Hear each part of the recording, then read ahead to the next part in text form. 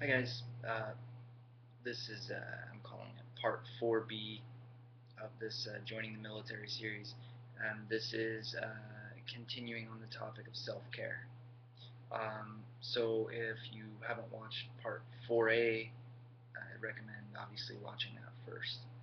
Um, so continuing on the last subject of self-care, uh, the the stress um, of serving in the military uh, can creep up in a lot of different ways. Um, some of the main things that you might see, and just to clarify, I'm not a medical professional or anything like that. Always it's recommended that if you're having some issues that you seek medical help, professional medical help. Obviously, I'm just kind of giving you my experience, my personal experience and personal observations. You tend to see the stress of military life creep up in a lot of ways. I think there's a lot of things that you can watch for. Uh, Keep them in the back of your head, and if you start seeing them, be like, okay, maybe there's an issue here that I need to go see somebody professional about.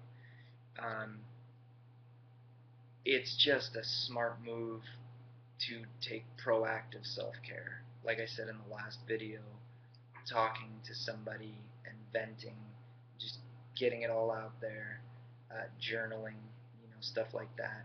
Having some sort of artistic release or creative or whatever, playing an instrument, art, something like that is a good way to uh, get some of that tension out. But some things you can watch for, if you start feeling withdrawn, if you feel like you just don't want to be around anybody too often and different things like that. And, I think most people can tell the difference between just having a bad day, not wanting to be around somebody, and something that's a little more serious. That can be an indicator that maybe the stress is starting to take a toll on you. I think. It seems like you see a lot of people will just kind of dive into something else.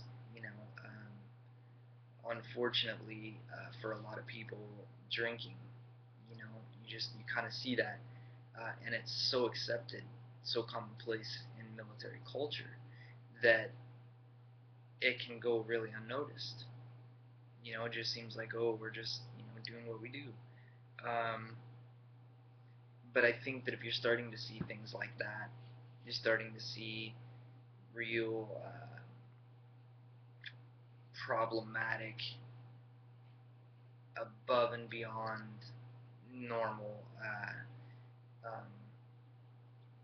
relationship with like alcohol and stuff like that, you might want to go talk to somebody.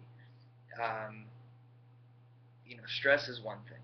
It's one thing if you're dealing with anxiety, panic attacks, PTSD stuff, depression, things like that. It's one thing to be dealing with those and the havoc that can wreak. Um, it's a whole nother ball game if alcohol or if you end up getting into drugs or something like that. That's that's a whole ball game that nobody wants to be part of. They can just take a bad situation and make it much worse. If you're in the military, and you're watching this and you're having some issues, or even if you think you're having issues, like even if you're just like, I really don't know, but it seems like I've been extra stressed or I'm really snappy. Even if you think there's a chance, go talk to somebody. You know, don't wait till it gets bad. Don't give it a chance to get to the point where then you've got a whole bunch of work to do to help yourself out. You know, If you're in the military, you have access to people. Go talk to a chaplain, schedule an appointment with, mental health or whatever. Um, do yourself a favor. There's no reason not to. You can save yourself years and decades and, you know, thousands of dollars and family, and I mean, you can save yourself so much trouble just with a little bit of effort. Good case scenario, you talk to somebody and they say, oh, you're just a little stressed out, but you're fine. And maybe there's something there. Maybe there's something more that you can catch before it turns into something big. Um, so just be self-aware. If your people around you, your family, or your wife, or whoever your friends are telling you that you're acting different, um, don't just blow them off. Check into it. There's no reason not to. Don't let yourself get too far down that road. Um, it's not a good thing. You know, there's a lot of resources out there for veterans. PTSD and anxiety and all these other things. It's really pervasive right now. So there's actually a lot of resources out there. So if you're a veteran, uh, you know, there's talk lines you can call. Through the VA. There's a lot of good resources out there. So make sure that you're taking care of yourself. You know, money comes and goes. Jobs, they come and they go. You know, promotions. I mean, all this stuff, it'll be there and then it won't be there. It is what it is. But your health, your mind, that's something that you got to live with for a long time. You know, long time like the rest of your life. So you gotta ask yourself, is it worth it? Do I need to keep piling stuff on myself to try to make this promotion, or do I need to take care of myself and maybe take a little bit of a breath, as much as a military environment will allow. Um, find ways to relax that are healthy. A lot of us and a lot of the military and a lot of veterans, our way of relaxing is going to the bar. And maybe there's a place for that once in a while, but find healthy ways to just rest. You gotta rest, man. I mean, I can't tell you how many times I went on leave and I just felt like I was still at work, or I felt like I was just getting ready to go back to work. And you're not really resting when that's going on. You're always thinking about it. You have to find a way to step back and unplug and take a breath. You have to.